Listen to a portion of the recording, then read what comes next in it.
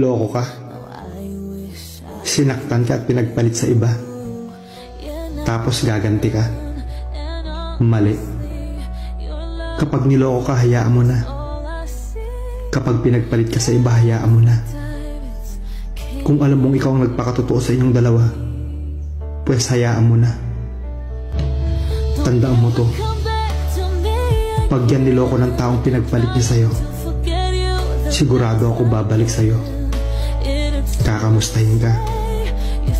At sa oras na yon, makikita niyang masaya ka na. Kahit walang siya. Sa puntong yun, nakaganti ka na. Kasi ang pinakamasakit na ganti sa taong nanakit sa'yo, yung masabi niya sa sarili niyang, tama pala ang sabi ng iba. Nasa huli ang pagsisisi.